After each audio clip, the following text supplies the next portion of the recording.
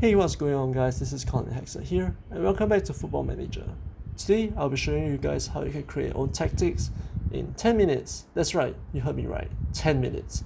No more 5 hours of fiddling around with your tactics and then losing 5-1 to Burnley.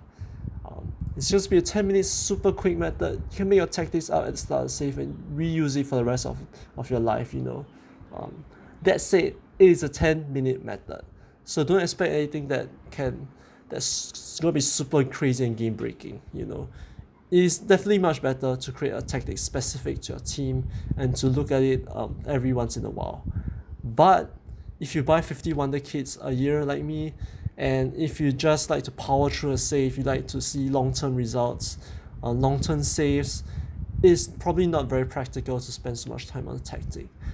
So I have created this sort of method and this sort of way of looking at tactics that can help me make a tactic in 10 minutes. So if I need to make a quick adjustment or if I just need to kind of change my formation a little bit, it's super fast. I can just create a tactic in 10 minutes and I'll be on my way. So if that sounds interesting to you, stick around and I'll show you guys how you can do that. And you may be wondering why on the Football Manager website, I'm not going to read you the blog post, and I'm just going to show you guys this formation right here that they've officially endorsed, and I'll show you guys how my method works on this officially endorsed tactic right here. Mr. FM has endorsed this tactic, and I'll show you guys why this tactic works.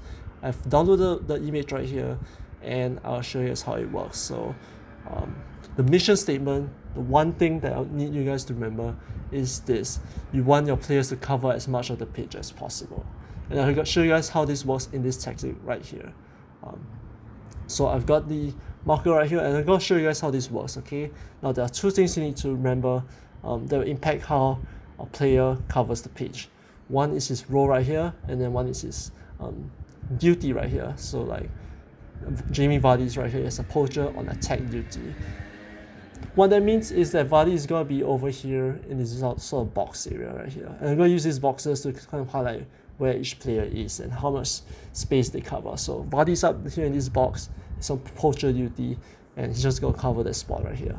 Slimani, he's a target man of support, and even though he's on this attacking area, he might drop further back as he's on support duty.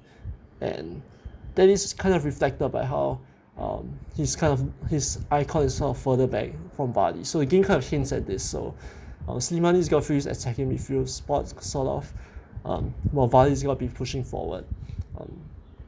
Next, we look at the wingers. So we have Barnes and Gray on each side here. Barnes is a standard winger, is on attack. So what that means is he's going to go all the way up here. And at the same time, he might fall a little bit backwards, like around this area, when the team is sort of falling back and defending. Meanwhile, Gray is an inverted winger, which means he's going to cross towards this side right here. At the same time, he's going to kind of fill this space right here. He might choose different options, but I think generally speaking, as an inverted winger, he might be pushing a little bit inwards here, somewhere into this spot here. So again, he's a winger, so he might actually fill out this spot as well here. So there we go. Now you may be wondering, why is Barnes a winger and why is Gray an inverted winger? And remember what I said about Vardy and Slimani? Vardy's an attacker, is pushing outwards, Slimani is kind of falling backwards. So what that means is Gray is going to cover for Slimani when he falls back, and he's going to kind of take this spot here, try and attack, kind of fill out the space with Slimani, who's going to fall back. While Barnes, since Vardy's on this side, is kind of poaching, he's pushing forward. That means Barnes doesn't need to come up into this area so often. He can kind of stay on this flank right here. I think that's sort of how it works. I mean, I might be saying some things wrong, but generally speaking, you don't need to like be super like a genius at what exactly you're doing. You can just get kind of like a general idea of what's going on. And you can see it with all these 4 players, we've kind of covered this entire area right here. And that's good. We've got our attack sorted out right there. So next we look at our midfielders. They kind of take up this entire area. And once again, you may be wondering why Prate is on support and Ndidi is on defense. That means Prate is going to kind of fill up this top half, while Ndidi is going to fall back into this second half right here. And even though one of them is on the left side and one is on the right side, doesn't matter too much. Again, I think this might be due to how Slimani is kind of on support and Gray is kind of falling in, so like this area is kind of covered, so Ndidi can kind of fall back a little bit, while Prey has to push forward and kind of help Vardy out a little bit. But generally speaking, they're just here to cover these two spots right here. And if you do have them both on support, then you have too many players on this side and not enough players covering this defensive midfield area.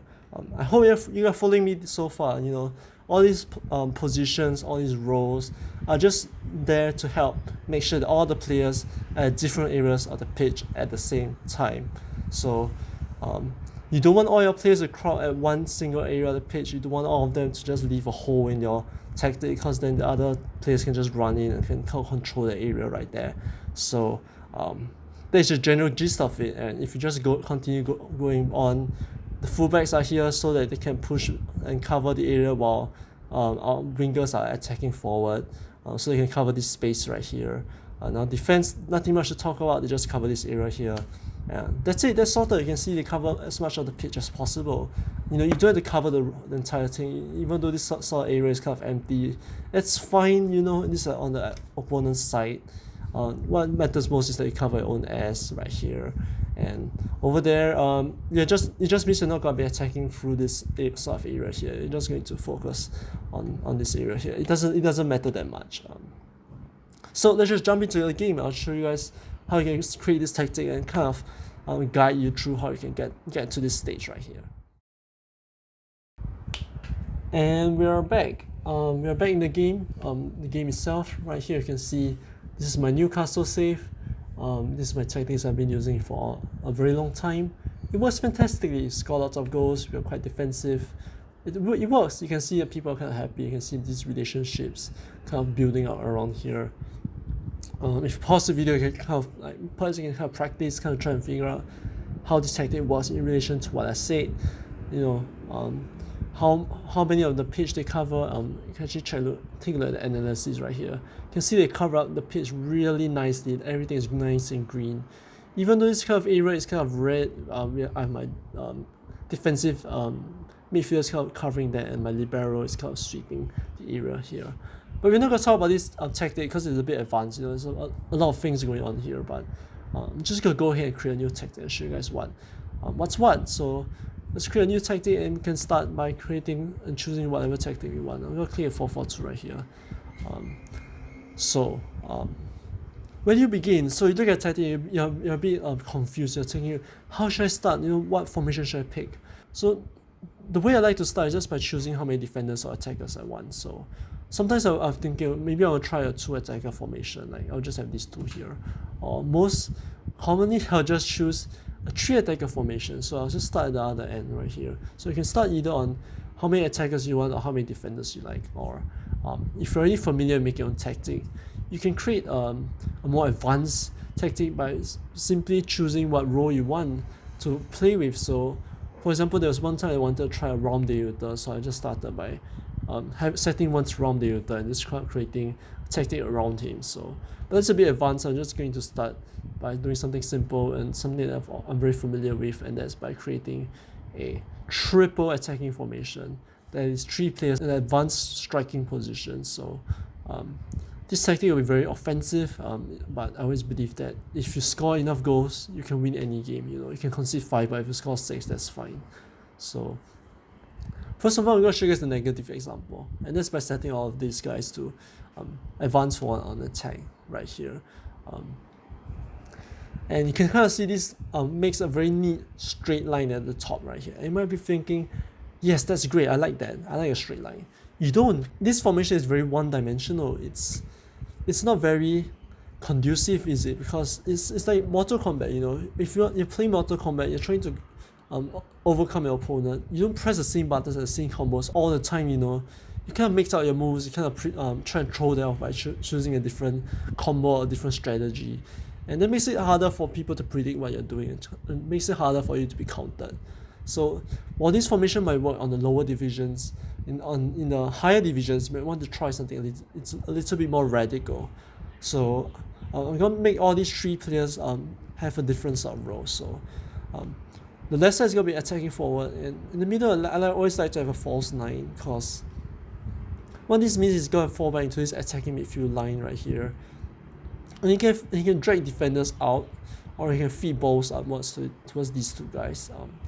And I don't want Cristiano, it's not Cristiano Ronaldo, sorry, it's just Cristiano, it's just region called Cristiano, which is kind of strange. So I'm going to set him to a deep line forward on attack position. So there you go, you can kind of see it's like a little bit of a triangle formation right here. Neat little triangle right here. And that's great, you want a nice little passing triangle at the front. And that also means that they cover up a lot of space right here. So straight away, you can see I've already covered this sort of area right here, all the way around here. If you click on analysis, you can kind of see this area is nicely covered right here. Although it kind of doesn't make sense. Look at this screen because there's this big red hole right here because I moved the fullback all the way up. But anyway, it doesn't really matter. We're focusing on this area right here. You can see it's nicely covered. So if you move on to the next line, you can kind of see this line right here. Do we want any one players in the attacking midfield line? And the answer is no, because we already have 3 attackers right here. If I move these 2 players all the way up here, it's not going to make sense because you have too many players at the front.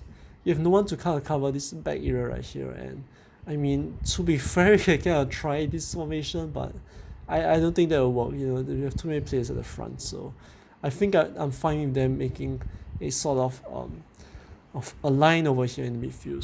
So let's start with our wingers right here. Sorry, and you might be thinking, what role should our wingers be?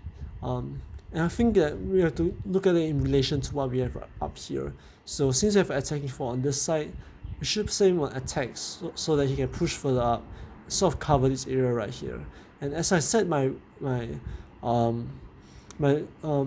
roles right here, you can kind of see there's a description right here, and you can kind of see where the player will be, how far up on the pitch will be, and this is how you kind of figure out where each of these players will occupy on the pitch right here. So it's a pro tip right there. So you don't have to sort of like try and figure out what any of these roles mean.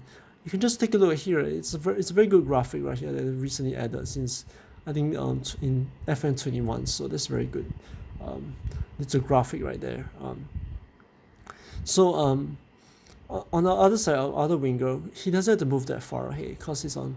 We have Cristiano here is on the line forward on attack duty, so he doesn't have to move that much forward. You know, Cristiano's got to move a little bit further back, so Albert doesn't have to push that far ahead. So we have our winger set. So what we have to do next is figure out our midfielders right here. I think I just want one midfielder right here, and I want to move Acosta down here. And with one midfielder here, I think I'm just gonna send him to a deep line playmaker. And here's the next tip that you must remember is that you only want to have one playmaker. It doesn't have to be a deep line playmaker. It can be an advanced playmaker. It can be a roaming playmaker. And it also doesn't have to be on this midfield area. You can have an attacking playmaker over here, or you can have an attacking playmaker on this side. But you only want to have one playmaker, and that's because everyone's a playmaker really.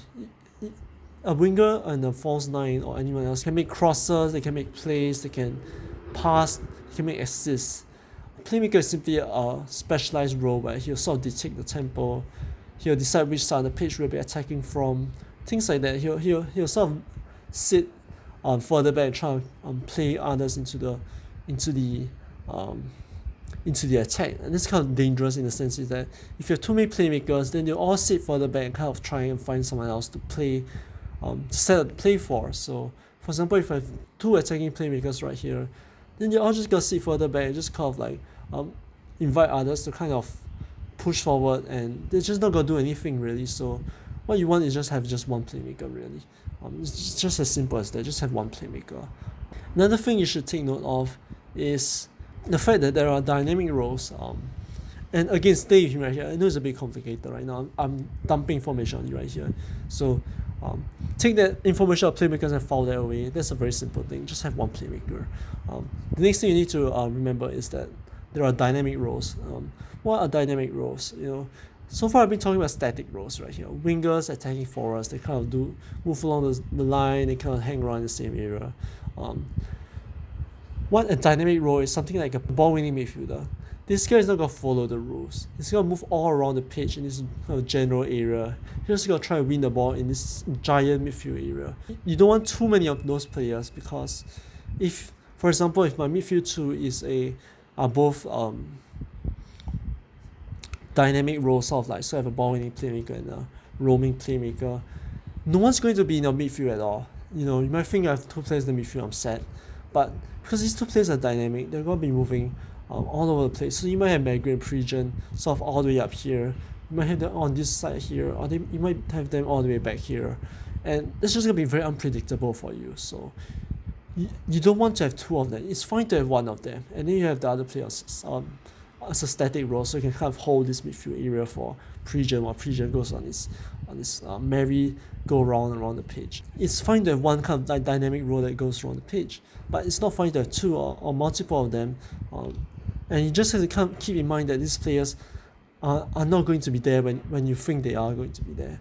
I don't know if that makes any sense, but if I was to draw a line here, Pregen will just sort of be all over the place, and only Magri will be holding a midfield area right here. So it's just something to keep in mind, really. So other dynamic roles, for example, are like box-to-box midfielder, who's going to be on either end of the box, so he's going to cover a really big space. So he's not necessarily going to be there where you think he's going to be.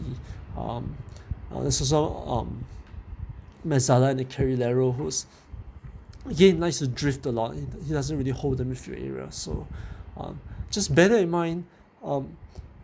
Try to have someone cover your roaming players. So let's just recap, okay? Our midfielders right here. Have one playmaker and have someone cover your roaming players if you have any. Okay, that's just as simple as that. Anyway, let's just move on. I hope I explained that correctly. If you have any questions, just ask me in the comments below, and I'll try to clarify that for you. So let's go back to our role right here. We're not gonna have any roaming midfielders right here, and because we only have one player right here, Pregen is just gonna be all alone in the midfield. So if I set into ball-winning midfielder, he's just going to not be here, so he's going to be roaming over the place, and one's going to be here holding a midfield. So I really just need someone who's got to be trustworthy. I'm going to put it, I'm going to have a lead line playmaker right here. He's just going to sit here in midfield, and he's going to hold that midfield for me. And to make sure he really holds that midfield, I'm going to put him on defend duty. So he can sit further back. He's going to just hold this sort of area all by himself, and I think that's good for me. Next, we're going to take a look at our wing backs, so our full backs really. So what we got to do with them, again, we have to take a look at our wingers right here. They're going to be pushing forward, so I do want this Bifalco right here to sort of push a little bit forward. So I'm thinking whether I want a wingback or inverted wingback, and I think a regular wingback will be fine. So I do want him on I guess I'll have him on support duty right here. So he'll push all the way forward into this sort of area right here, and he'll follow Magri as he pushes forwards, and he'll cover this area while Magri's up here attacking. So that's good, that's what you want. So for Albert, because he's on support and is supporting this kind of like lower deep lying side right here, I think it's fine to have this wingback on defend. I'm gonna say a wingback instead of fullback, so you can still kind of push forward and cover for Albert, but he's not gonna push forward too much, and he's gonna have a bit more of a defensive role right here. So for our defenders and our goalkeeper, we don't have to change anything. Really, it's just as simple as that. Your defenders, they don't have to be too fancy right here. If you're doing something crazy like this sort of 3 defenders formation, you might want to try something like libero or something crazy like that. For something as simple as this, just 2 central defenders will be fine, really. And this is just like a basic formation right here. If you want to experiment, if you feel kind of confident with how you understand all these roles, go ahead and try to figure out how any of these works. You have a new wide centre back as well, and if ball playing defenders, no nonsense centre backs. These are all very important in other kind of formations right here, but this is just a very basic one right here, and I think this will work. But if it doesn't work, you can just kind of adjust it a little bit, kind of watch replays of your matches and kind of figure out what happens. So there we go. There we have our formation right here. It's a 4-3-3. We've ended up with a 4-3-3. And I think this will work. So last thing you have to do is just add a little bit of salt and pepper. And what I mean by that is by going into this 3 tabs right here. I've not been talking about them, and there's a reason why I'm not talking about them. It's because you don't have to meddle too much with this. I've always just did the same thing every single time, and then just changing the passing directness to low, changing the tempo to higher, I believe I do counter and then counter press, and over here I just trigger press more often, and that's it. I think this is about the same as what I have here, more or less the same. So I think that's a winning combination really. But again, play matches, watch your replays, figure out where your players are going, where they are lacking. Some of the examples of scenarios that happen is that sometimes I realize my attackers are not very good at scoring, so I ask them to walk with the ball into the box, so it stops trying to shoot from outside here and wasting chances. So you just watch the replays, you kind of figure out what you need to do, try to figure out and fiddle around with it. And the most important thing is to not mess around with this too much. It's literally salt and pepper. You don't want to put too much salt or too much pepper. You don't want to click every single box. I know it's very tempting to just click every single thing button right here. You just go wow, click everything. It's not going to work. You're just gonna have too many things at hand right here. And anyway, this sort of tab right here isn't a game changer. It's not gonna do anything crazy. It's just going to make very small fine tweaks to your tactic. So just click one or two buttons, watch your replays, figure out what else you need, and then just go from there. If you feel that your players are not pressing very well, they're committing too many fouls, then don't go for a pressing formation. Perhaps you can just try and ask them to stop pressing. Perhaps you can ask them to regroup instead. If they're very fast, you realize they're very fast instead, you can just ask them to regroup and just do a lot of runs really. So there we go, that's the tactic, that's done. It's that simple. I finished my tutorial in 16 minutes. So you can literally do a tactic in the time you can watch this video. Once you've practiced, once you've kind of figured out how things work, once you've stared at these little diagrams enough, you kind of figure out what happens, what needs to work, and yeah, it just works. And I'm excited to try this tactic out really. But maybe I'll just do like a couple of test runs. Also recording it, I'll post some screenshots in post really, see how well that works. So anyway, I think that's all. So thank you guys so much for watching. I'll see you guys next time.